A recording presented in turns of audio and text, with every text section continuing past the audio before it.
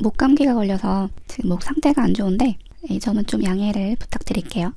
직장인 10명 중에 9명이 이런 후회나 고민을 많이 한대요. 그래서 그거에 대해서 그 종류는 뭔지, 어떻게 해결하면 되는지에 대해 얘기를 좀 해보려고 하는데요. 근데 이거는 뭐 대기업이든 뭐 공무원이든 어느 기업을 다니건 간에 상관없이 모든 직장인에 해당되는 얘기예요. 일단 첫 번째는 그 현재 다니고 있는 회사에 입사한 거를 후회하는 순간이 온다고 하더라고요. 근데 그 이유가 다양한데 그 업무 시스템이 주먹구구식이어서 이제 체계적이지 못하다, 이제 그런 스트레스를 겪으면서 해당 회사 입사하는 거를 후회하는 순간이 온다고 하더라고요. 그리고 그 다음은 연봉이 생각보다 적어서, 그리고 또 다른 이유는 복지가 생각보다 좋지 않아. 해당 업무를 하면서 전문성을 쌓기가 어려워서, 그리고 업무량이 많아서, 뭐 이거 외에도 기타 등등 여러 가지 이유가 있대요. 그런데 이런 후회들은 그나마 좀 괜찮은 편에 속하는 것 같아요. 왜냐면은 이 후회를 없앨 수 있는 방법 중에 하나가 더 나은 조건의 회사로 이직을 하는 거잖아요. 다르게 바꿔 말하면은 해결책이 있긴 하다는 거죠. 이제 그 해결책을 실천할 수 있느냐 없느냐는 좀 이제 별개 얘기인데, 두 번째로 후회하는 게 뭐가 있냐면 재테크에 대한 후회를 많이 한대요. 예전에 되게 웃긴 그 이미지를 봤는데, 월급쟁이의 후회 삼각지대라는 어떤 이미지가 있더라고요. 그때 그 주식을 샀더라면 하는 후회가 있고요. 그때 집을 샀더라면 하는 후회가 있고, 다른 하나는 그때 비트코인을 샀더라면 하는 이런 후회의 삼각지대가 있다고 하더라고요. 이 두 번째 후회 같은 경우에는 이제 이미 지나간 일이잖아요. 그래서 이거는 이 후회에 대한 해결책은 사실 없는 거죠. 지나간 일이니까. 대신에 미리 다음 타이밍을 위한 준비는 해볼 수 있겠죠. 다음에 적절한 타이밍이 왔을 때 내가 바로 어떻게 대응할 수 있는 그런 지식을 미리 충분히 쌓아놓을 수도 있고, 그리고 그런 여유 자금을 미리 만들어 놓을 수도 있겠죠. 그래서 이것도 다음 세 번째 문제에 비해서는 상대적으로 좀 그나마 그 무게가 덜한 것 같아요. 그리고 마지막으로 세 번째가 있는데, 이 세 번째는 후회라기보다는 고민에 가깝거든요. 사람이라면 누구나 다 살면서 한 번씩은 해보는 고민이기도 하고요. 이 세 번째는 뭐냐면, 내가 지금 잘 살고 있는 게 맞는 건가? 이제 막 취업을 시작하는 순간에는 어떻게 해야 잘 살 수 있을까? 라는 형태로 좀 고민을 많이 해볼 테고, 그리고 어느 정도 사회생활을 해보신 분들은 한 30 후반이나 40대에 이제 꺾여가는 즈음에서 이제 그때 한번 이렇게 되돌아보는 순간이 있는 것 같아요. 내가 지금 잘 살고 있는 건가? 근데 이 주제에 대한 뭐 많은 블로그 글도 있고 뭐 영상도 있는데, 보면은 대부분 뭐 취미를 가져라, 현재 집중해라, 뭐 마음 챙김을 해라 등등 해서 감정을 어떻게 처리하면 좋을지에 대한 것 위주로 그 해결책을 설명을 해주더라고요. 근데 이거는 궁극적인 해결책은 아니잖아요. 사실 이런 고민을 하는 사람들이 궁금한 거는 진짜 내가 잘 살고 있는 게 맞는지, 뭐가 잘 살고 있는 건지가 궁금한 거잖아요. 이 세 번째 주제에 대해서 좀 얘기를 해보고 싶은데, 이 문제를 해결하려면 우선 어떤 삶이 잘 사는 삶인지에 대한 정의부터 내려줘야 돼요. 어떤 삶이 잘 사는 삶일까? 사람이 사는 모습이라는 게 수학 문제처럼 뭐 오지선다가 있고 맞다 틀리다 이런 정답이 딱 정해져 있는 게 아니잖아요. 삶에 대해서 어떤 게 맞고 틀리다, 어떤 게 좋고 나쁘다 나눠서 평가할 수는 없는 것 같아요. 그건 불가능한 주제인 것 같고, 대신에 이렇게 보는 게 더 좋을 것 같아요.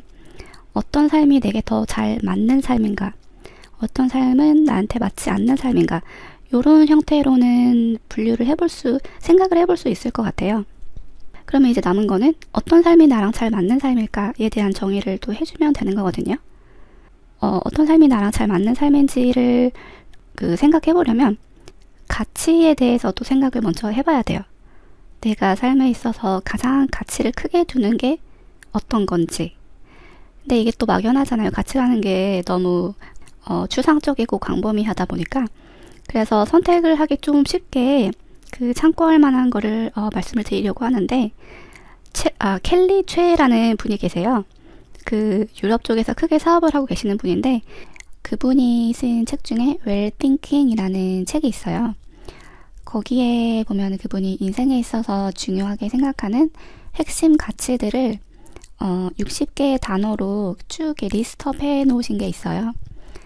그거를 이제 보시면서 그거를 참고하시면 자기가 어떤 가치를 중요하게 생각하는지 고르는데 좀 아마 도움이 될 것 같아요.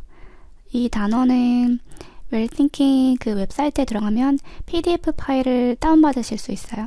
제가 링크는 밑에다가 첨부해 놓을게요. 그래서 그렇게 핵심 가치를 5개 정도 정하신 다음에 그래도 핵심 가치를 정해서도 여전히 좀 추상적이고 범위가 넓잖아요. 그래서 이거를 조금만 더 구체화 해주시면 앞으로 뭐 여러 가지 선택을 하는데 그리고 방향 설정하는데 좀 많이 중심을 잡는 데 도움이 될 것 같아요. 그래서 이거를 구체적으로 하는 방법 중에 하나가 만다르트라는 방법이 있어요. 이게 어떤 하나의 목표를 구체화하고 그 목표를 이루기 위해서 어떤 구체적인 실천 사항들을 해나가면 되는지 그 생각을 할 때 아이디어를 짤 때 되게 도움이 많이 되는 방법이거든요.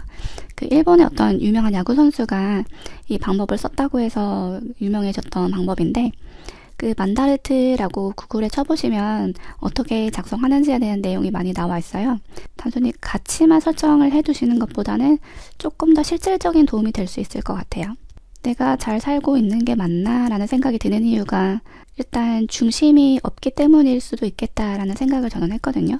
인생에 있어서 가장 중요하다고 생각하는 게 뭔지 그리고 그거와 관련된 세부 목표들은 뭔지 이런 게 정해져 있다면 내가 잘 맞게 살고 있는 건가? 라는 고민이 아니라 이 목표가 맞는 걸까? 라는 좀 더 구체적인 고민을 하게 될 것 같거든요. 이제 그렇게 되면 고민을 수정을 했으면 수정을 했지 그런 막연한 고민을 하게 될 것 같지는 않아요. 그래서 이 작업을 한번 해보시는 거를 저는 추천을 드려요. 이렇게 3가지 직장인들이 하는 정확히 말하면 2가지 종류의 후회와 1가지의 고민사항에 대해서 한번 얘기를 해봤는데 이 마지막 고민은 난제이기는 해요. 정답이 있는 게 아니잖아요. 그래서 사람이라면 누구나 그 소풍이 끝나는 순간 전까지도 계속 고민을 하게 될 문제 주제인 것 같아요.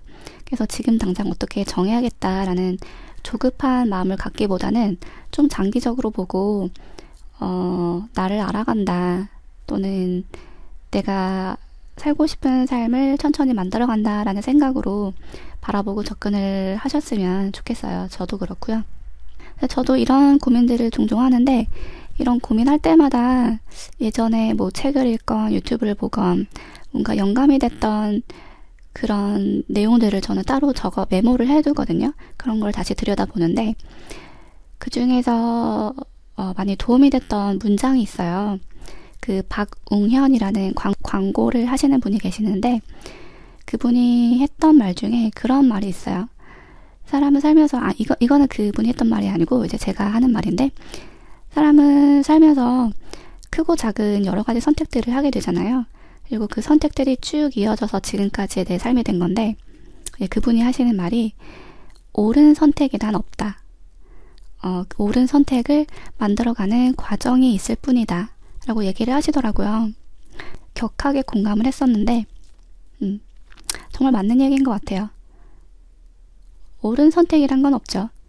차선의 선택을 했다면 그것만으로 저는 완전 대성공이라고 생각을 하거든요.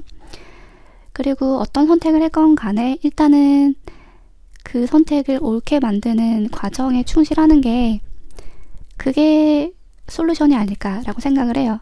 아까 말씀드린 그 인생의 핵심 가치 5가지도 선택을 해보셨고 그리고 만다르트 방법을 사용해서 목표도 정하고 실천할 것도 정하셨다면 그 다음에는 가끔 이제 만다르트를 들여다보면서 일단 오늘은 이런 마음으로 보내는 게 좋지 않을까 싶어요.